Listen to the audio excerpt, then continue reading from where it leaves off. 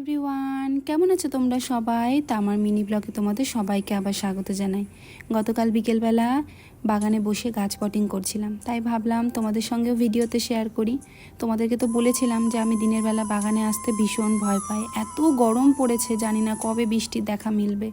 আমি এখানে গাছ পটিং করছিলাম আর আমার মাথার উপর দিয়ে একটা একটা করে প্লেন চলে যাচ্ছিল।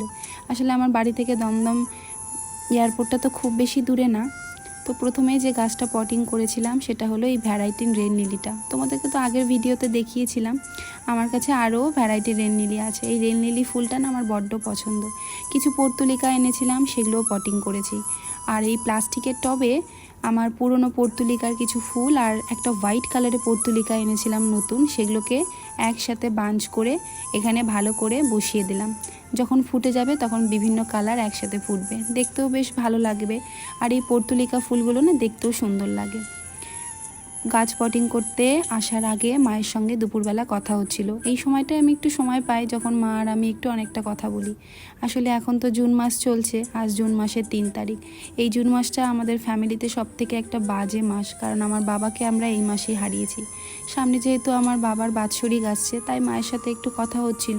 বাবাকে তো সবসময় আমরা মনে করি, তবু ওই বিশেষ দিনটা আসলে এত ভেঙে পড়ি আমি, মা। ভাই তো ছোট, ও খুব একটা বোঝে না, কারণ বাবা যখন চলে যায় তখনও অনেকটাই ছোট ছিল। মা আমাকে বলছিল যাওয়ার কথা, জানি না যেতে পারবো কি না। দেখি, খুব চেষ্টা করব, আমারও তো যাওয়ার ইচ্ছে করে। গত বছর বাবার বাৎসরিকে যেতে পারিনি, দেখি এবার কি করা যায়। গাছগুলোতে না একটু খাবারও দিয়ে দিলাম, ভাবলাম কাজ যখন করছি তাহলে ভালো করেই সম্পূর্ণ কাজ করি। যে খাবারটা কিনে এনেছিলাম গোলাপ গাছগুলোতে, সব গাছগুলোতে একটু একটু করে খাবারও দিয়ে দিলাম। কাজ করতে বসলে মনে হয় অনেকটা কাজ।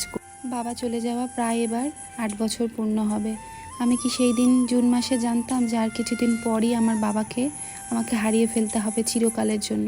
পৃথিবীর কোনো শক্তিই তোমার নিজের কাছের মানুষকে আবার কখনো ফিরিয়ে আনবে না, কারণ এটা পৃথিবীর নিয়ম। সে আমাদেরকে চিরদিনের মতো ছেড়ে চলে যাবে। চলো, গাছ পটিং করা হয়ে গেছে, হাত মুখ ধুয়ে এসে সন্ধেটা দিয়ে নিলাম।